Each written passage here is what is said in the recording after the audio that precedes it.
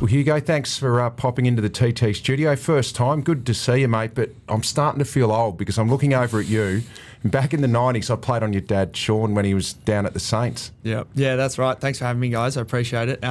He's. I'm sure you gave him an absolute bath down there, but he would have probably just run around a bit. But no, you would have torched him up. He was a good athlete, though, your dad, so that you got your running ability off him. Yeah, Mum says I got it off her, but it's probably come from Dad. He was athletics and then footy as well. So And we'll give your dad has a fair bit to do with the club. He gets the parents together on game day, and they enjoy coming to the footy together. Yeah, no, they love it. They're they missed it over COVID for a little bit, and we did it at school footy a bit. So them and the Tarantos, Jess Taranto's been doing it a lot.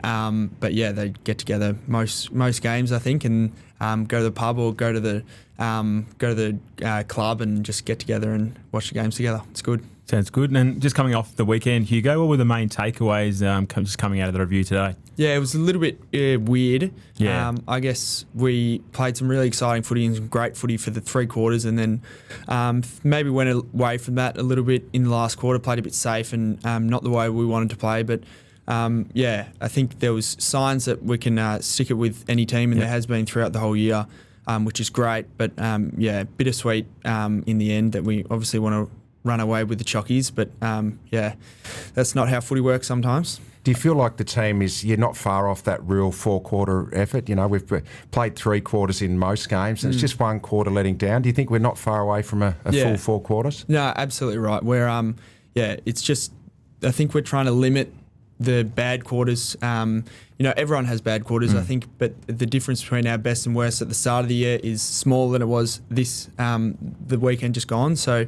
obviously they still ran over us, but just kind of limit the difference between our best and our worst mainly. But we're not far away, definitely. And your wing role, you're really growing into the role. Yeah. Tell us about that. It's a really unique role in footy now, isn't it? Yeah, no, definitely. It's a bit strange. We've got Kappa, Camden McIntosh, who obviously has played it for the last 10 years or so. I've got him in my corner, which is great. He's obviously playing a few different roles at the moment.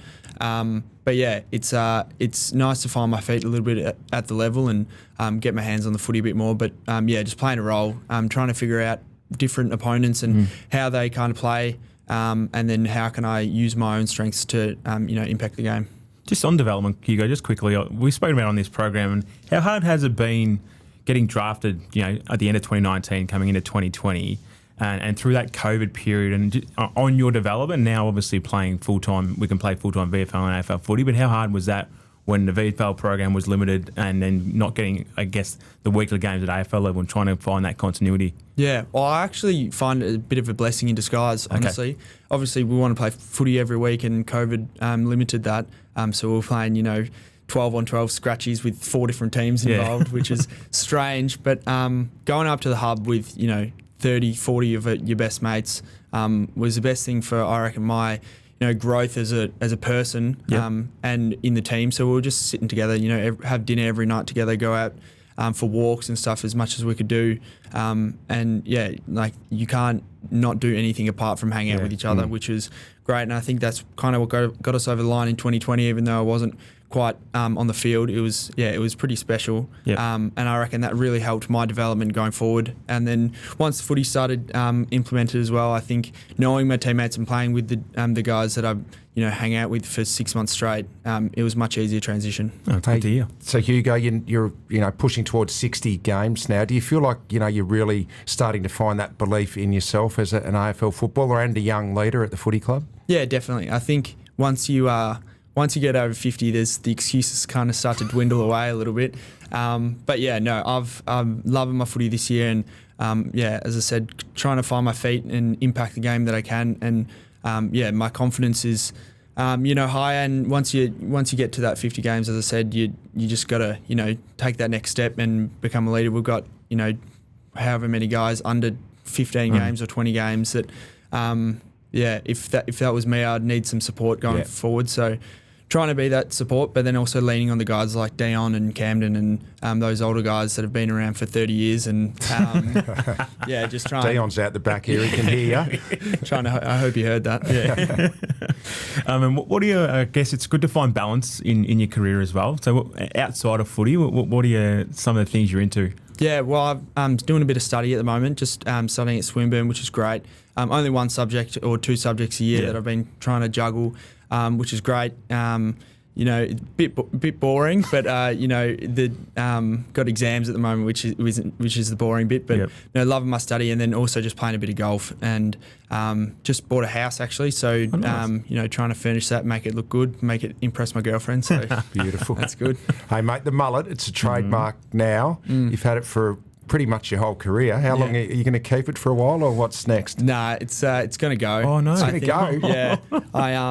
Yeah, I'm not exactly sure when, but I think this year it's the last year that it'll be of the mullet, whether it be at the end of the year or halfway, pretty soon. But you could do the Bailey Smith and grow the top long as well, though. Just have long all over. Yeah, well, the point of the mullet initially was that at school you couldn't get it past your collar. Right. And then so as soon as I got out of school, I kind of said, screw it, let me get it down the collar. And then footy came along and I couldn't see when the hair was in my eyes, so I just chopped the top, and then it ended up kind of just growing out like that. So it wasn't actually an intentional mullet. Now it is, obviously, but it just kind of worked that way, and it kind of stuck. Well, trust me, while you can still grow hair, grow it long, mate, because it starts coming out eventually, and then you just got to comb it different ways.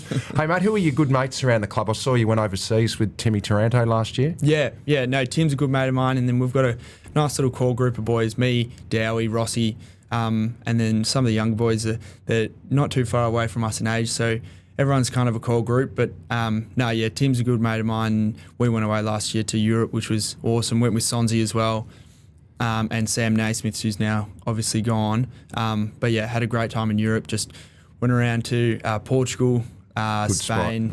Just ticked Did you off. get to Madrid? No, didn't get to Madrid. Get there next time. Yeah, we must. Good town. And we went to London. That was our favourite spot. Yeah. Went to a soccer game. Went to Arsenal versus Tottenham at the Derby, which was awesome. Actually, got down on the field, didn't you, at Tottenham? No, we went for a club tour, but not during the match. But we did. It was good fun.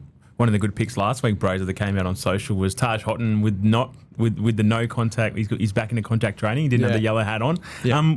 Briefly, what have you seen, I guess, from him in regards to the type of player the Tiger fans might be expecting to see possibly later in the year? Yeah, no, it'll be interesting. He could probably be anything. Yeah. He's been floating around between forward and midfield group in all the meetings, and obviously now you said that he's got no contact. He's bouncing around, and I think he wants to be playing this week. I think so. He's very exciting. He's a bit of a live wire, bit of X factor. So very excited to see what he can provide. Put a big tackle on the captain too, Matthew. No, we're excited to see him. The other one before we let you go, Hugo, Josh Gibcus. Can you give us an update where he's at? Because I think fans really are keen to see him back out there. Yeah, well, obviously Gibbo had his hamstring and his knee, so I think the club's just being cautious. He's obviously a very special player to us, and we don't want to, muck around his long-term career. So if it means just getting it right now, but I don't think he's too far away. I think it'd be a couple of weeks, maybe 3 or 4 or 5, maybe. Same as Taj. I think they'll be kind of tracking on the same timeline. So he's been jumping out of the blocks as well. So I think we need to kind of hold him back a little bit more than he wants to. But no, he'll be out and about soon.